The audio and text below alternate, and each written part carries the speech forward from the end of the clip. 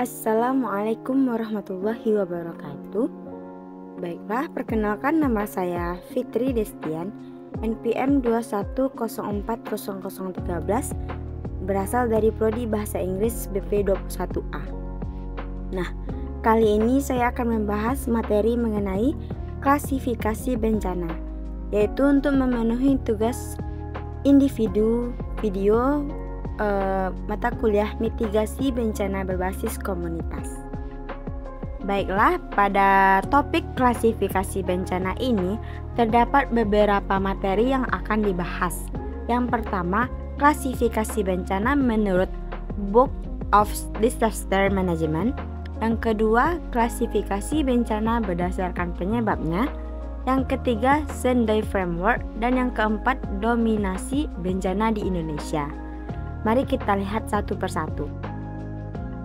Baiklah, materi yang pertama yaitu klasifikasi bencana menurut Book of Disaster Management.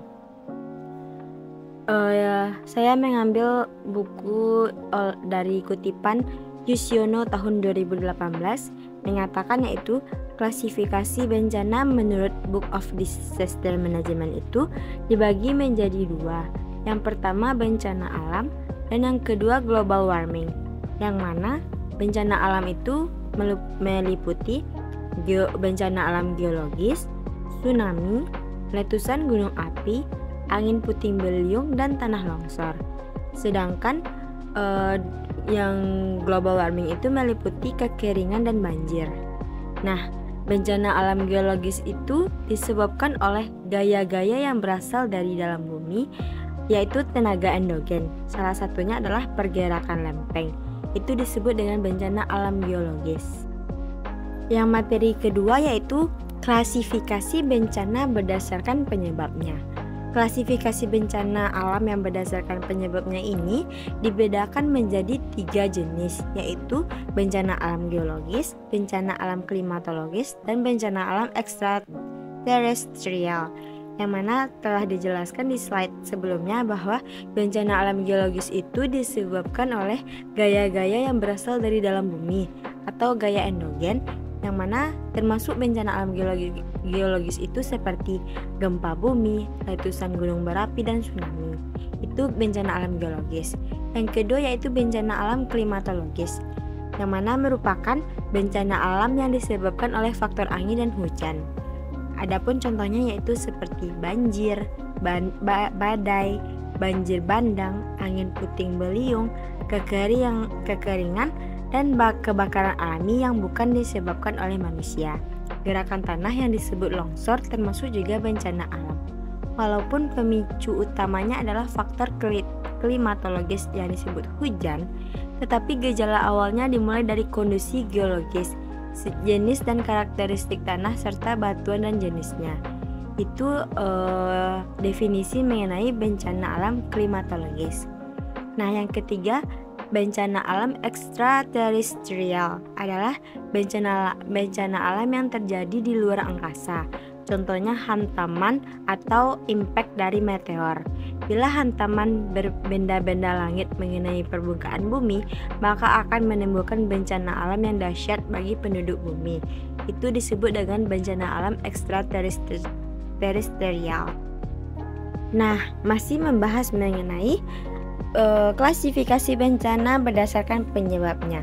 Ini ada menurut ahli lain, yaitu upaya mengklarifikasikan bencana atau disaster taxonomy berdasarkan penyebab sudah pada tahun 1987 oleh Anthony J. Taylor. Nah, Anthony J. Taylor ini membagi bencana ke dalam 3 kategori, yaitu yang pertama alam atau natural disaster, yang kedua industrial disaster atau bencana akibat industrialisasi, dan yang ketiga humanistic disaster yang diakibatkan oleh perbuatan manusia. Nah, yang pertama itu alam atau natural disaster. Contohnya itu bisa seperti longsor, gempa bumi, erupsi atau badai salju, atau petir, atau kekeringan,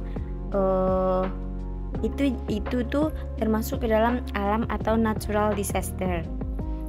Yang kedua ada industrial disaster, yang mana contohnya itu yaitu bendungan runtuh atau industri yang mengabaikan ekologis, longsor berdasarkan industri, jatuhnya benda dari luar angkasa, atau tanah amblas, hujan asam, atau polusi kimia, itu termasuk ke dalam industrial disaster.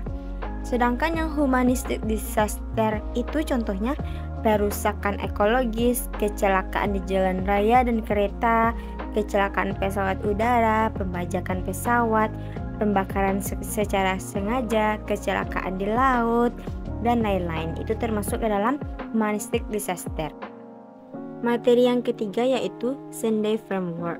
Sunday Framework atau disingkat dengan SFDRR, yaitu untuk pengurangan risiko bencana, yang mana hasil yang diharapkannya yaitu pengurangan risiko dan kerugian jiwa akibat bencana yang substansial, yaitu mata pencarian serta kesehatan, ekonomi, fisik dan sosial budaya dan lainnya.